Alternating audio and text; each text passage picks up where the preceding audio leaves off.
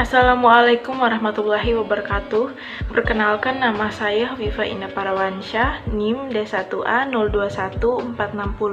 Di sini saya akan menjawab yang pertama, jelaskan bahwa dalam perkembangannya tugas-tugas pemerintahan administrasi negara dewasa ini juga tidak dapat dilepaskan sepenuhnya dari kegiatan di bidang legislasi dan yudisial.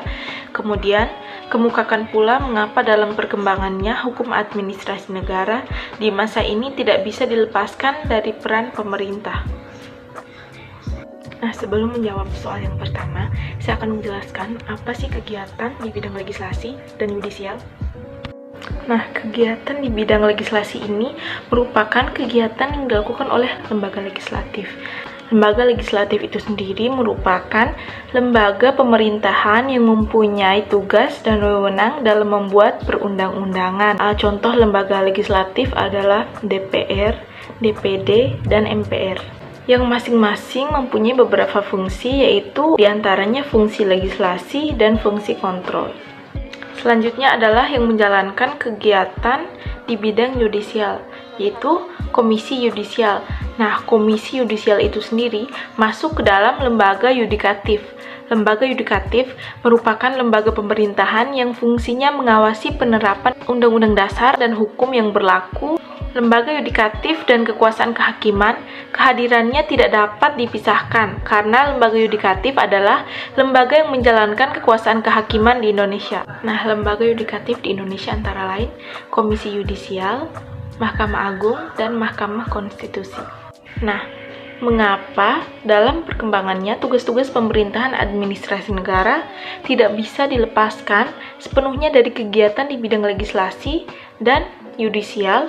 Karena menurut saya sendiri, justru yang menjalankan fungsi-fungsi tersebut banyak melakukan penyimpangan-penyimpangan serta pelanggaran. Contohnya seperti lembaga legislatif yang seharusnya memberikan solusi terhadap permasalahan-permasalahan yang dihadapi dalam masyarakat, akan tetapi rasanya solusi-solusi itu jarang sekali dapat kita rasakan dampaknya. Karena hal ini pun tingkat kepuasan dan kepercayaan publik terhadap lembaga legislatif ini rendah. Seperti korupsi juga merupakan hal yang tidak pernah lepas dari pelukan pemerintah, khususnya lembaga legislatif. Penyimpangan-penyimpangan yang dilakukan oleh lembaga legislatif diantaranya banyak yang berupa penyalahgunaan kekuasaan, dan hal ini merupakan penyimpangan yang sangat merugikan rakyat Indonesia.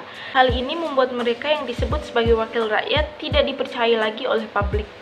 Sedangkan lembaga yudikatif juga tidak terlepas dari yang namanya korupsi. Selain itu, penyimpangan yang sering dilakukan oleh lembaga legislatif lebih banyak kepada pelanggaran hukum.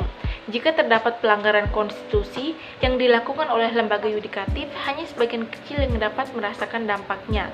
Dengan adanya kinerja lembaga belakangan ini, dapat dikatakan bahwa Indonesia memiliki kualitas demokrasi yang buruk.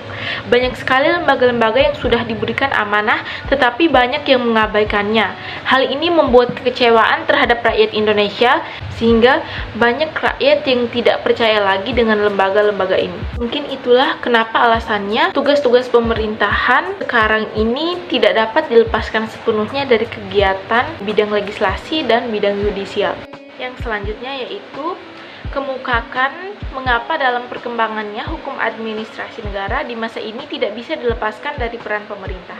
Nah, di sini saya akan menjawab mengapa hukum administrasi negara tidak bisa dilepaskan dari peran pemerintah.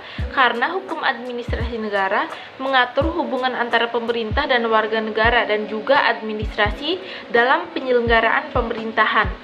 Dalam negara hukum seperti Indonesia ini, maka kehadiran hukum administrasi negara menjadi penting karena segala tindakan yang diambil oleh pemerintah harus berdasarkan pada hukum. Demikian penjelasan singkat dari saya. Lebih dan kurangnya saya mohon maaf. Wabillahi taufiq wal hidayah. Wassalamualaikum warahmatullahi wabarakatuh.